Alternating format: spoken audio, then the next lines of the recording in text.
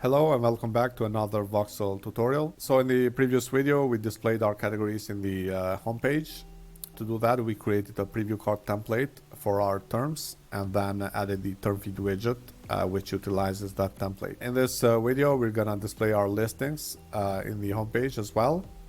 And in a similar way we're gonna create a preview card template for our post type and then use that to display our posts. So let's go to the WordPress backend. To design preview card templates for our post types, we can edit our post type and go to the templates tab. There is also a shortcut. If you go to design and then select the post type, it will send you to this same area.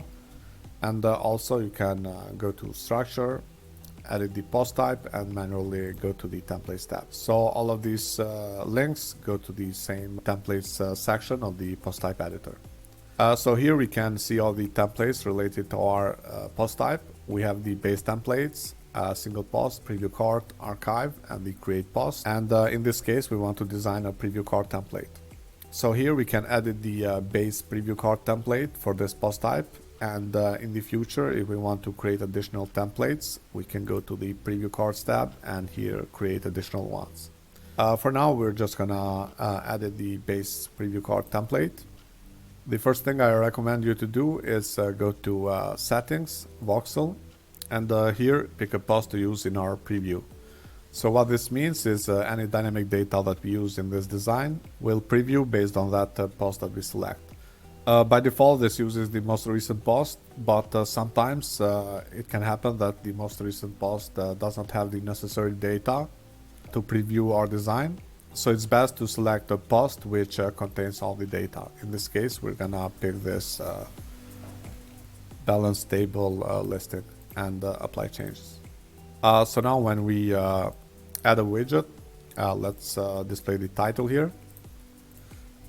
We can see the title of this listing that we picked will be displayed in the editor. Let's change the HTML tag and we're gonna add an image widget. And we're gonna use this to display our featured image.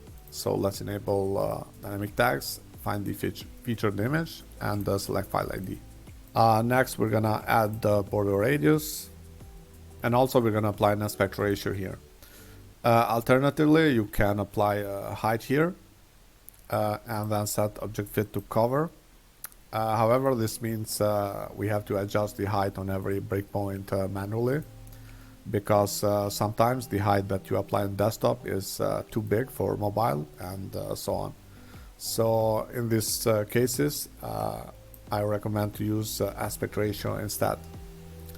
So for example, you can apply a 16:9 aspect ratio and this aspect ratio will be kept on any device. I'm gonna copy the exact aspect ratio we use in the actual demo and paste it. And the next thing we're going to do is display the rating of this listing. So I'm going to use the star rating widget and let's apply an accent color for the marked color and a gray color for the unmarked state. Let's pick this one. So right now the rating is static. So you can input a number out of 5 here. What we want to do is get the actual dynamic rating for each listing. So we're gonna leave this empty and enable voxel tags. And here find the reviews and then select average rating. However, so far we haven't yet added any reviews to any listings, and this dynamic tag will return an empty value. And the widget itself will just mark all the 5 stars. To go around this, we can open dynamic tags again and click on the rating tag, and we're gonna apply a fallback mod. And on this fallback mod, we're gonna type 0. So what this basically does is when the rating is empty, we're gonna set the fallback to 0. And now no stars are marked. The next thing I'm going to do is place a container here, set it to full width, and I'm going to drag and drop the rating widget inside it. And I'm going to place a heading widget next to it. change the tag to a span and font size to text size, and let's change the color to gray.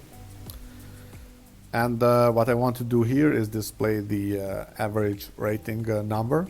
So I'm going to enable dynamic tags, find the reviews again, and select average rating.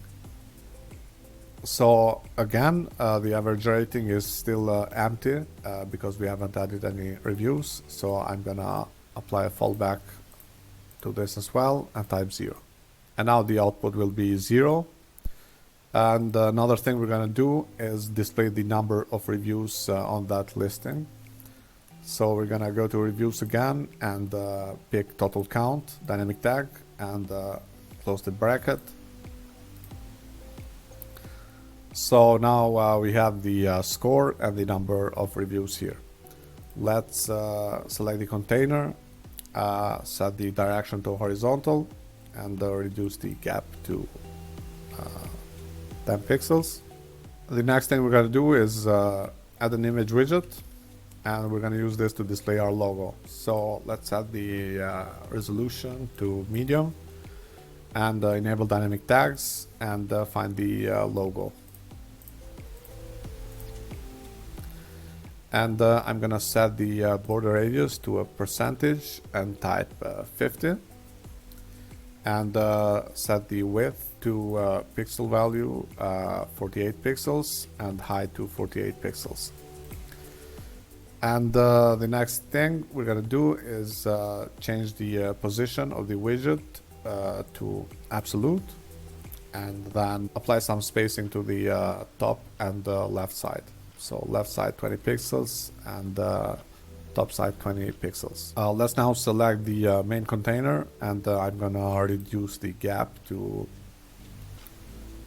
5 or maybe 7 pixels, and then select the featured image, and we're gonna apply some bottom border of 10 pixels. So we're gonna return to the preview card templates across this series many times to add more features, but for now this is enough.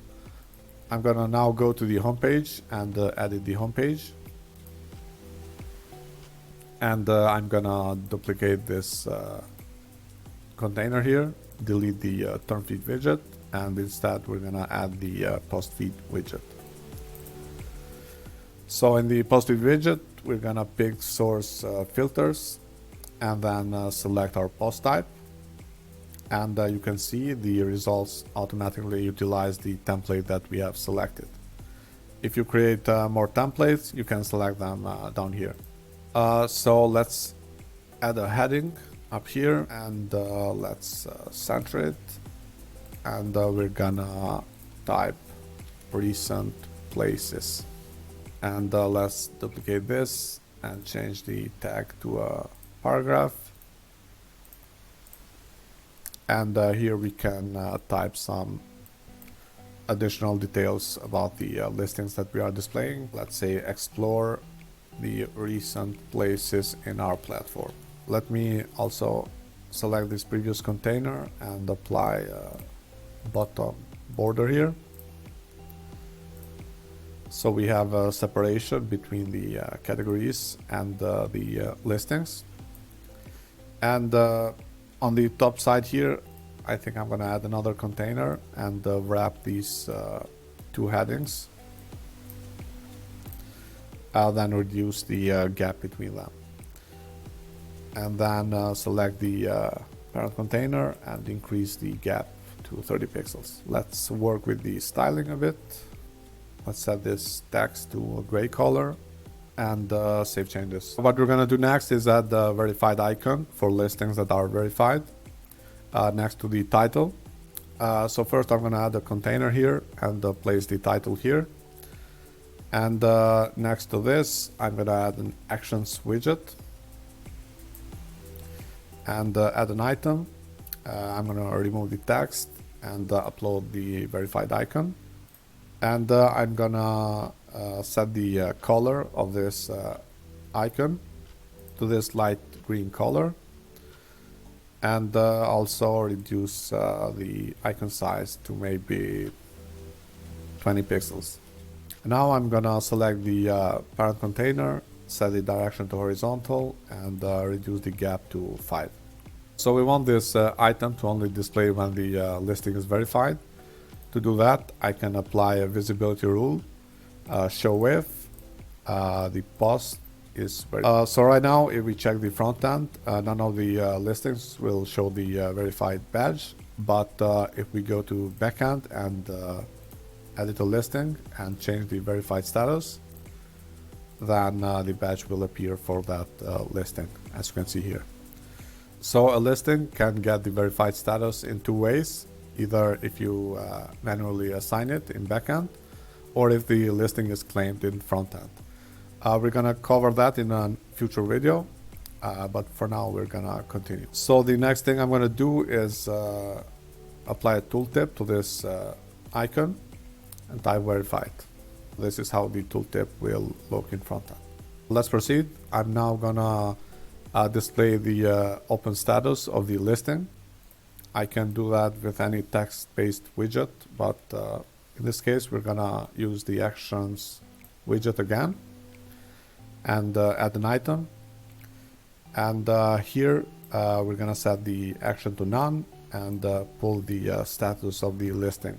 So enable dynamic tags, find work hours, and pick the status label. So now the status is output. Let's save changes and reload.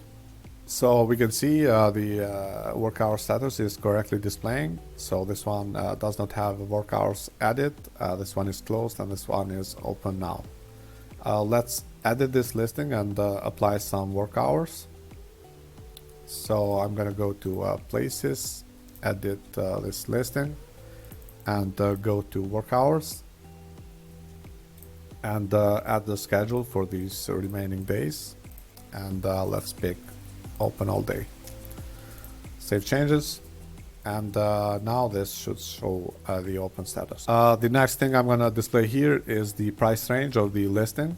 I'm gonna add another item and also set the action to none and display the price range. So I'm gonna look for price range field, and here we're gonna pick term name. Let's apply some gap between the items and let's save changes. So now our preview card is displaying the logo, featured image, open status, the price range, title, the star rating, and the number of reviews.